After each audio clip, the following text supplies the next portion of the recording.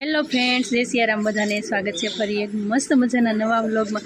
તો આપણે આવી ગયા છીએ અમદાવાદ, અને અમદાવાદમાં ગાંધી બાપુનો આશ્રમ છે, સાબરમતી આશ્રમ। તો આપણે એ આશ્રમમાં જવાનું છે ને હું તમને બધી વસ્તુ જે ગાંધી બાપુનું બધું જીવન ચરિત્ર જે છે એ તમને હું બધું બતાવવાની કોશિશ કરીશ, મારાથી જેટલું બનશે તેટલું।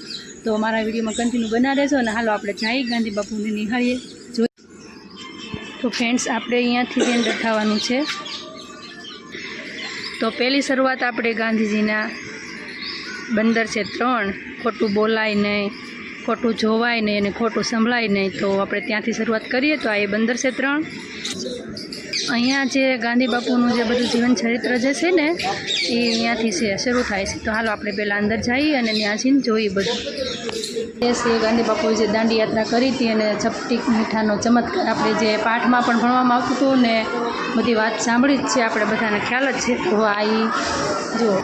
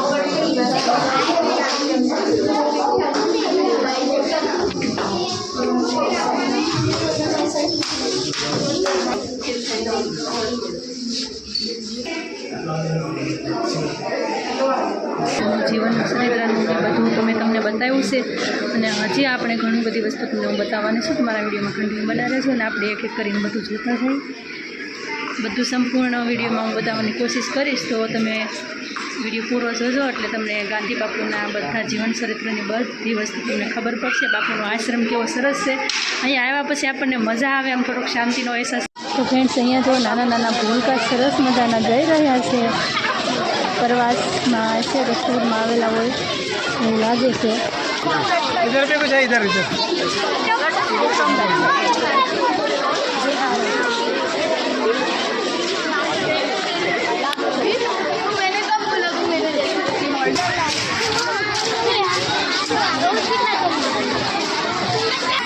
તો ફ્રેન્ડ્સ, આ છે ગાંધી બાપુનો રૂમ। જો સરસ મજાનો ગાંધી બાપુનો રૂમ છે। આ દેશી નળિયા છે પહેલાંના। તો ફ્રેન્ડ્સ, આપણે ના જઈને પછી જોઈએ કે રૂમ કેવો છે ગાંધી બાપુ। અંદર એક બીજો રૂમ છે ને લોક લગાવેલું છે। આ બાપુ જે રેતીઓ કાઢતા હતા એ રેતીઓ છે, અને સરસ મજાનો રૂમ છે। જેવા આપણે અહીંયા માતા ગાંધી બાપુનો રૂમ જોયો છે, આ કસ્તુરબાનો રૂમ છે, આ એનું ફળિયું છે, અને આ બાજુ પણ એક જો આ રસોડું છે। રસોડામાં એમનો સામાન પણ છે, તો આપણે એ સામાન પણ જોઈએ।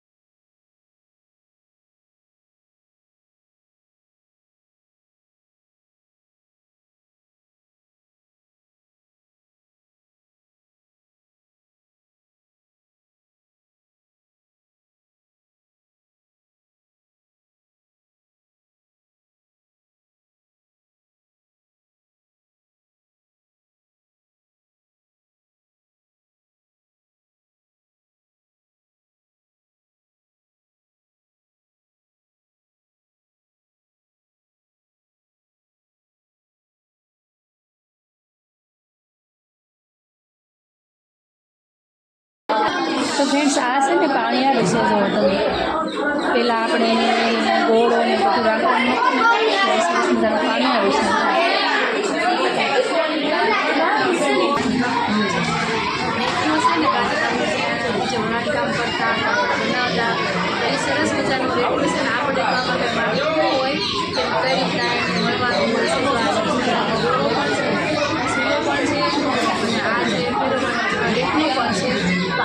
માહિતી નથી, પણ આપણે જોઈએ કે આમાં એક્સપિરિયન્સ નામ લઈએ, થોડોક અનુભવ કરીએ કે આ સરસ મજાનું કાપડામાંથી બનતું છે. તો ફ્રેન્ડ્સ, હવે છે ને આપણે વિનોબા કુટીર, તમે પાઠમાં ભણવાનું પણ આવ્યું છે ને બધાએ સાંભળ્યું પણ છે, તો આપણે વિનોબાની કુટીર જોવાની છે અને ઝૂંપડી જોવાની છે.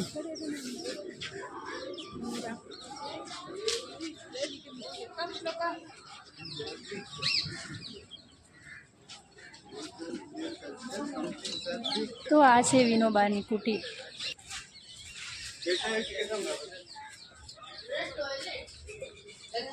તો આ છે જુઓ અંદરની વ્યવસ્થા કંઈક આવી છે.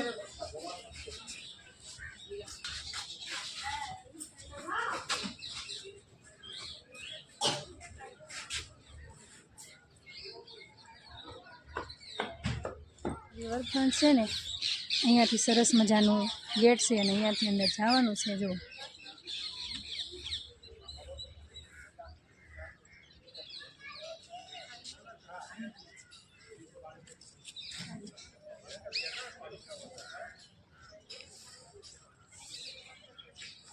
કૂવો છે, જો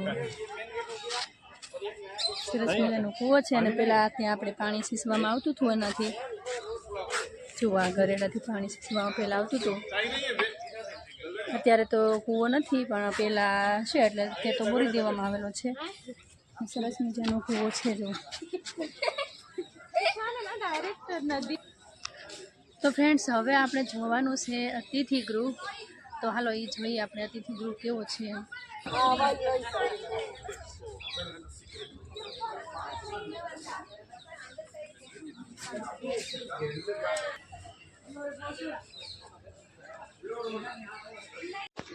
તો પહેલાં તો આ છે ગાંધી બાપુનો રૂમ છે, કસ્તુરબાનો રૂમ છે અને રસોડું ને બધું આખું રહેવાનું રહેણાંક છે. આ છે વિનોબાજીની કુટીર. પછી આ છે કૂવો છે. આ છે અતિથિ ગૃહ અને આ છે પુસ્તક વેચાણ માટેનું બધું પુસ્તકોનું. પછી આપણે અહીંયા જોઈએ તો એમની બધી પ્રવૃત્તિ જે કરેલી છે એના બધા ફોટોગ્રાફ છે ગાંધી બાપુનો, એ બધું અહીંયા છે પાછળ. અને અહીંયા લાઇબ્રેરી છે. તો આ રીતના અહીંયા બધું છે. અને આપણે સામે આ કુટીરની પાછળ રિવરફ્રન્ટ છે જો.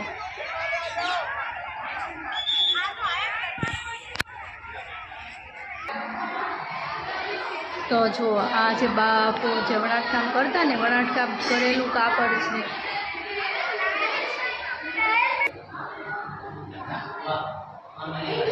જો આ સુઈ છે,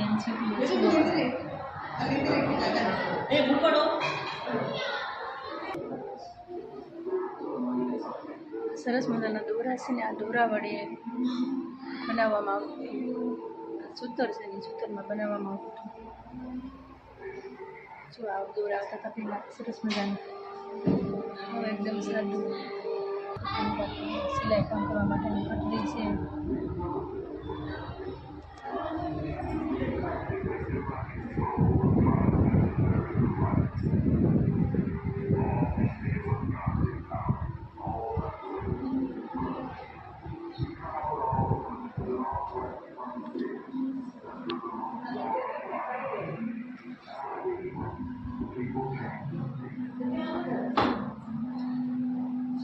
તો વણાટકામ કરવા માટેના અલગ અલગ પ્રકાર છે, અલગ અલગ રેટિયા છે, અલગ અલગ મશીન આપણે જેને કહેવાય છે રેટિયા, એ અલગ અલગ છે.